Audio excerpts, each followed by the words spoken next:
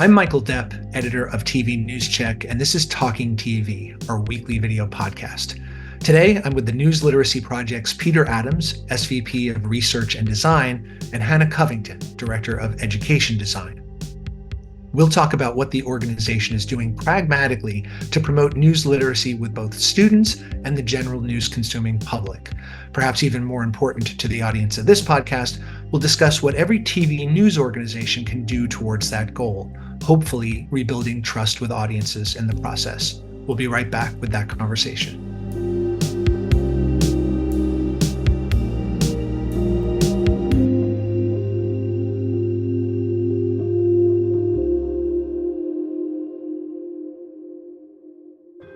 Talking TV is brought to you by Spot On by Futuri, your solution for creating instant audio spec commercials and scripts, along with topical and promotional production. We've all experienced that sinking feeling when the facts of a lead story change after your VO talent has left for the day. With Spot On, you can make needed updates in just a few minutes. Spot On can also help sales teams impress customers with an audio spec spot right at their desk. Learn more about the many ways your station can use Spot On by visiting futurimedia.com/spoton. That's SPOTON. Welcome, Peter Adams and Hannah Covington, to Talking TV. Thanks, Thanks, Michael. Peter, can we quantify how serious and pervasive a problem news literacy is in the US, or illiteracy, as the case may be? Yeah, I mean, it's hard to quantify, but there are a lot of studies that suggest that the broader public doesn't understand exactly what journalists do, how journalism works, and also kind of what constitutes credibility and what they should trust. And then young people also struggle with just foundational skills, just distinguishing ads from news, understanding the difference between opinion content and news, understanding the role that standards play at an organization, and distinguishing standards-based news from outlets that are dedicated to commentary or might be state-sponsored propaganda outlets and such. So, we really try to move the dial across all of those categories with all of those audiences, which is quite a big mission. And media literacy curricula are sort of scattershot at best around the US, right? Media literacy requirements are scattershot at best. So the way that states and districts and individual schools approach that work is a bit of a patchwork, right? There have been states like Illinois, where I'm based, that have gone so far as to require media literacy for high school graduation, but Illinois is an outlier in that regard. Other state legislatures have passed resolutions endorsing the importance of media literacy education. And then there's the whole question of what counts as media literacy education, whose resources and materials folks are turning to. And that's something that we're really trying to make a strong contribution to. We're developing a clear framework for teaching news literacy so that educators and district officials and so on across the country can turn to our resources for the structure behind that curriculum, when they either wish to teach it or a state legislator mandates that they do. And for those who aren't familiar with your organization, you've spoken a little bit to what you do there. What else do you work on throughout the year? Sure. So, NLP year round, we're a national education nonprofit organization that's really focused on just helping people, and especially educators, distinguish credible information from misinformation, and to help their students do that, to make them better informed, more engaged, and more empowered participants in democracy. So, we have a big focus on the school year, since we focus on educators as a special segment of our audience, and a lot of back to school kickoff and focus in the fall. We promote our resources. We have a free online e-learning platform called the Checkology Virtual Classroom that lives at checkology.org. So we work year round to make sure that Checkology is ready and the most robust sort of collection of relevant news literacy resources for students to get back to school. And then we're constantly refining that material and looking at our metrics throughout the year to see where we are moving the dial with students around important concepts and questions, and how we can do better. And then we have a variety of public-facing programs, webinars, trainings, conversations, panel discussions, as well as email newsletters that go out, and a podcast called Is That a Fact? So we get up to a lot with just about 50 people. A lot of stuff, a lot of stuff. Yeah. We're coming up on the 5th annual News Literacy Week, as I said at the top. What are some of the more important or substantive elements of that? Peter explained so many of our great resources. They are all free. We are building a movement to create a more news literate America. And part of that work is just getting the word out about the role of news literacy in a democracy, the role of a free press in a democracy. And we have some great events throughout the week, some especially, I think, of interest to journalists. And you can check out all our events at newslit.org, look at the lineup. And it's going to be a great week of learning. EW Scripps has been a big partner with this, but this issue is every news organization's problem. And a week is hardly enough to handle the daily work that needs to be done as a kind of bulwark against the misinformation and disinformation that's circulating now. And of course, all of this is especially consequential in a pivotal election year. So let's drill into some of the nuts and bolts things that any newsroom, TV newsroom, can do right now to address this. So Hannah, let's talk about some everyday practices that could be realistically adopted that could help. I think the first thing to remember is that most people have never interacted with a journalist. I think Pew Research Center has reported it's like 8 in 10 Americans have never been interviewed or spoken with a local journalist. So we have to understand that it's not a given that people understand how journalism works or how our reporting processes work. And it's not fair for us to assume that they do. I think journalists, we're in the business of sharing information, but we haven't always done a great job about sharing information about how we do our work and why we should be trusted. So I think that's important to recognize up top. And there are lots of opportunities in everyday coverage to be transparent about your process and about how your newsroom is making decisions. Well, so explaining to your go ahead. More about that transparency. How can they do that pragmatically? Explaining to your audience about your coverage, what stories you're choosing to cover and why they are newsworthy for that community. Explaining to your audience what sources you've interviewed and why, and how you verified information that those sources have provided. If you have ever used, anonymous sources in coverage, for instance, people don't know how policies around anonymous sourcing works. So anytime you can be transparent and explain those policies and explain kind of the vetting and verification process that a newsroom uses before publishing or broadcasting information, I think that can go a long way for helping people learn what credibility looks like so that they can recognize it in action. Let's take that a step further and a little bit more specifically. So on whose shoulders should that fall in the space of a daily newscast, for instance? Should the anchor have more of a setup to frame out, okay, this is why we've chosen, not just to say, here's the headline, but to give you a little bit more context up at the top of a story? Where should the reporter step in? And in the context of delivering something, especially on air, kind of incorporate that explanation as a part of it? What would you advise there?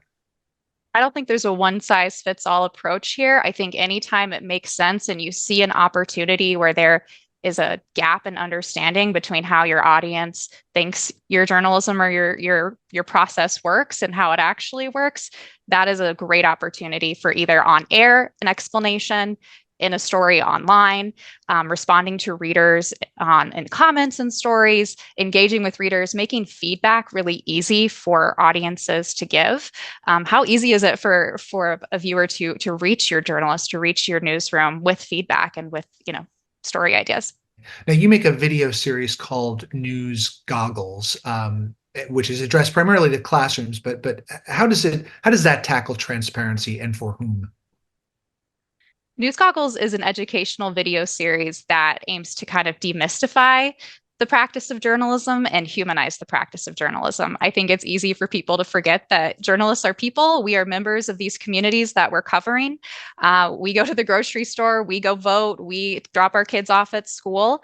We are members of this community that and civic information that we're sharing is also of consequence to us. So News Goggles is an effort to kind of pull back the curtain on the reporting process and show people about how the news gets made. I think a lot of those decisions can feel mysterious. They can feel invisible if we don't make an effort to be transparent about the work we're doing. Let's talk about bad practices, and either of you can take this, but I wonder what practices should TV newsrooms in particular be cutting loose that get in the way of transparency, or some bad habits that they probably should be breaking right now? I think I can offer this. I think an awareness of the public's sensitivity to sensational news. I think it's tempting to compete for attention in this information environment. It's harder than ever to get people's attention. It's harder than ever to hold people's attention. And I think news organizations have to walk a really fine line between focusing on the news value in a story and maybe sensationalizing something. I think the public's also very, we know from public opinion polling, very sensitive to negativity in news, even though, a lot of highly newsworthy stories are inherently negative. They're about things that are problems or threats or dangers, and those are important to cover. But again, I think that's an opportunity to work in and some explanation about the news value behind a story if it might be negative, but also just to keep that in mind, and then to also keep representation in mind, right? I'm in Chicago. There are lots of conversations here about the way local news organizations cover crime, and the way that communities that struggle more with crime might implicitly be quote represented by that body of story, body of coverage over time. So it's easy to lose sight of that. Any one individual story might be about this topic, but taken together and really reflecting back on a year's worth of coverage of a community and looking to see, have we really fairly represented life in that community with this coverage as a body of work, I think is really important too. What about TV stations and TV news organizations' relationships with schools? I mean, sometimes they go in, and meteorologists often will go and work with groups of kids. Do you have any advice with regards to furthering those relationships, especially in local markets? We actually have a program where journalists can volunteer with us. It's called the Newsroom to Classroom program, where we have a directory of journalist volunteers. We have a very large and active educator base that uses our resources, and they're looking to connect with professional journalists, bring them into the classroom so that students can learn about how journalism works and the people behind the news. So I would definitely recommend anyone who's interested in helping, advance news literacy among young people, sign up as a volunteer, and offer to share your time and expertise with students. And also build trust, I would add too. These are not like career day visits, even though a lot of kids will try to take it there, right? How much do you earn? Things like that. But we sort of develop a template for journalists to go in with a news literacy learning objective in mind, and to really talk about how journalism works, talk about credibility, talk about the role that information plays in our lives and in our communities. And that, it has a great benefit, I think, to news orgs across the country that participate. Is this directed to a particular age or grade level, or can it be kind of scaffolded in any direction? Most of our student user base are middle school and high school. That's kind of our core audience, but we have upper elementary students using our resources. We have college professors who have incorporated our resources into their classrooms and have invited journalists to come in. So it's a pretty wide range. You guys have thought of everything, it seems like. But I wonder if the scale of this problem is already so bad that one can only hope to put out a small amount of this fire. I mean, do news literacy efforts need to pivot towards younger people who are still more receptive, or do you have any hope with adults who already have, whatever their politics are, either far left or far right, with a sort of deeply entrenched sense of mistrust and even hostility? That's a great question. I think cynicism about information sources, and particularly about mainstream news sources, is a huge problem. I think the public trust numbers that we see in public opinion polling by Knight and Gallup and Edelman and others are worrisome. But I think most journalists would agree that they're not all deserved and earned, right? There's a slice of that trust problem that I think news organizations have earned, through various problems, like we talked about, sensationalism and other things. But the media is such a convenient target for political rhetoric and punditry, and that's just ramped up over time, especially with the proliferation of social media and online sources and alternative media, and as the barriers to entry have fallen. And I think it's just underscores the importance of talking about credibility indicators, right? Or talk about the standards of quality journalism. Say words like transparency and accountability. In an interest of fairness, we did this, right? This is how we verified this. And underscore maybe when others who are pushing dangerous misinformation get it wrong, and how that's kind of exploitative, right? It might feel good to believe in something false, but ultimately it's disempowering and kind of redirects someone's civic interest and civic voice. And so I think just constantly sort of underscoring that for the public is key. You just mentioned punditry, but of course the media enables, and the punditry is coming from the media most of the time too. So they've created a punditry class in this country that's and they continue to perpetuate that. So, some have, yeah, sure. I think there are differences between outlets that are predominantly dedicated to punditry, some cable news organizations. I think those differ very strongly from our local news organizations that have, even if they have opinion, content, and commentary in their newscasts. I think there's a big difference between that and the bluster you hear on, say, talk radio and on some cable stations, or certainly on live streams across the internet. Hannah, you were going to say? Just wanted to underscore the role that journalists have to play here in helping people navigate the news. Newsrooms and journalists have a really important role in helping make audiences more news literate and responding to the crisis of misinformation. And I would be remiss if we didn't shout out, there's a great organization, Trusting News, for newsrooms who are looking for some actionable steps, toolkits. Joy Mayer at Trusting News has these great toolkits that include really practical advice and examples of how other newsrooms are building trust. And there's actually an upcoming news kit focused specifically on news literacy. So keep an eye out for that as well. All right, we're going to have to hyperlink the hell out of this transcript to make sure we get all these organizations in there. What are the stakes this year, this moment, this election cycle for this issue?